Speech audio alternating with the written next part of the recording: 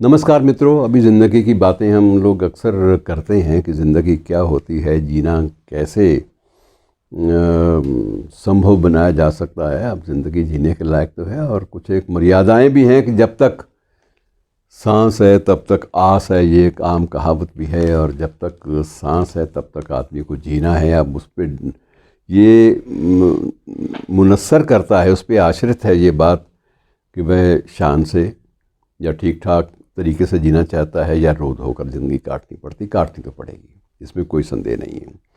लेकिन अब एक सर्वेक्षण टाइम मैगज़ीन की ओर से किया गया है, जिसका हवाला बहुत सारे अन्य समाचार पत्रों ने भी दिया है। उसमें यह है कि अगर आप 80 के पार भी सेहतमंद रहना चाहते हैं, अक्सर ये होता है कि 80 जब पार हुए तो हमारे तो पुरानी कहावतों में था कि आप सठिया गए हैं। 60 के बाद भी लोग कहना शुरू कर देते थे कि आपकी ये स्मरण शक्ति भी काम नहीं करती, आपके अंग काम नहीं कर रहे, आँखों की नज़र चली गई।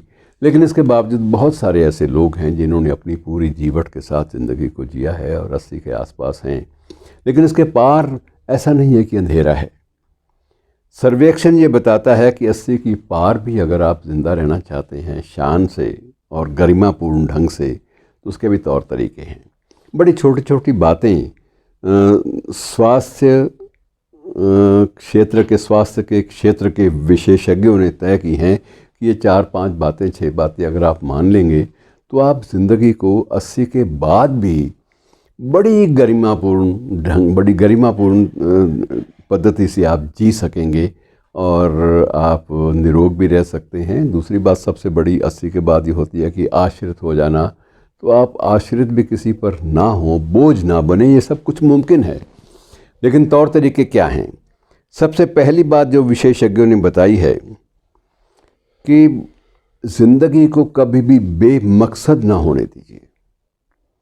बेमकसद ना होने दीजिए। मैं यहाँ बादल सरकार के उसी नाटक की बात मैं करता हूँ। उस नाटक में व्यक्ति आत्महत्या करता है, एक व्यक्ति, और आत्महत्या कर लेता है तो लोग उसके कारणों की जांच और उसके सभी पहलुओं पर नज़रसानी, नुक्ताचीनी, आलोचना, निंदा और बहुत कुछ शुरू हो जाता है। एक पूरी की पूरी बहस का सारे परिवेश में माहौल बन जाता है और सारे लोग उस पर विचार कर रहे हैं और एक संगोष्ठी भी होती है। और होता क्या है कि वो जो व्यक्ति आत्महत्या कर चुका है वही मंच पर आकर संबोधित होता है, सबको मुखातिब होता है। ये कल्पना है, क्योंकि जो व्यक्ति आत्महत्या कर चुका है, जो दुनिया में है ही नहीं, वो कैसे आएगा। लेकिन अपनी बात कहने के लिए एक नाटकीय प्रस्तुति में बादल सरकार ये उस नायक के मुंह से कहलवाते हैं, उस व्यक्ति के मुंह से जो आत्महत्या कर चुका है, कि मैं तो आत्महत्या कर गया, मैं तो कूच कर गया, मैं आपकी सामान्य ज़िंदगी और सामान्य परिवेश का हिस्सा नहीं हूँ। लेकिन मैं आपसे एक सवाल करने के लिए यहाँ पर छद्म रूप में आया हूँ, और वो मेरा सवाल ये है कि जिन लोगों के पास कोई मकसद नहीं है जीने का, वो भी क्यों जीते हैं? अर्थहीन ज़िंदगी कोई ज़िंदगी है? किसी फिल्म का कोई डायलॉग था, पता नहीं क्या था, कि वो ये जीना भी कोई जीना है लल्लू। तो ये जो संबोधन है, ये लल्लू जो हैं उन लोगों को है जिनके सामने कोई उद्देश्य नहीं है। तो ये सर्वेक्षण करने वाले और विशेषज्ञ ये बताते हैं कि अगर ज़िंदा रहना है तो एक मकसद ज़रूर सामने रखो कोई भी, क्योंकि कोई भी उद्देश्य आप तय करते हैं तो वो उद्देश्य आपको स्वयं पर ध्यान रखने की प्रेरणा भी देगा। कोई एक मकसद है, उसको पूरा करना है तो उसके लिए कोई तैयारी भी चाहिए, और आप स्वयं ये कोशिश करेंगे कि अपने आप पर ध्यान दे सकें। दूसरी बात यह है कि कर्तव्यनिष्ठा, हालांकि ये कोरी एक आप कह सकते हैं कि ये उपदेशात्मक बात है, लेकिन ये उपदेशात्मक नहीं है, ये उम्र के बढ़ाने में भी मदद करती है। और वो विशेषज्ञ ये कहते हैं कि अगर आप अपने कर्तव्य, अपने काम में निष्ठा करते हैं, उसमें आपको उससे प्यार है काम को, और काम को किसी भी तरह से आप ठेस नहीं पहुंचाना चाहते, तो ये यकीनन आप ये मान कर चलिए कि आपकी उम्र इससे भी बढ़ती है।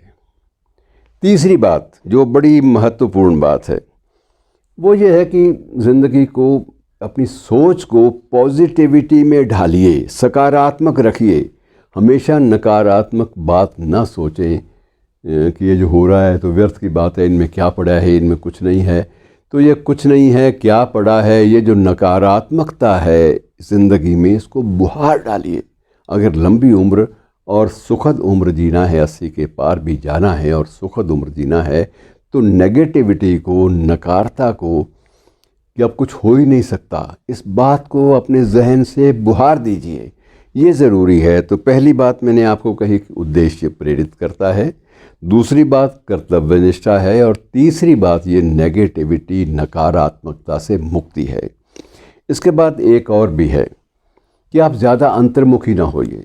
ज़्यादा अंदर ही आप सोचते रहें, घुलते रहें, सड़ते रहें, वो भी एक गलत तरीका है। मुझे याद है कि एक साहिर लुधियानवी की एक कविता थी, उसमें नज़्म थी ख़ुदकुशी से पहले। उसमें उफ़ ये नौखेज़ स्याही, ये हवा के नौहे, हवा का विलाप। तो ये एक अजीब सा माहौल उसने क्रिएट किया है शायर ने। अगर आपने उस माहौल को जीना हो या देखना हो तो आप वो कोई पढ़ लीजिएगा, मैं क्यों सुनाऊं आपको ऐसी नकारात्मक बातें।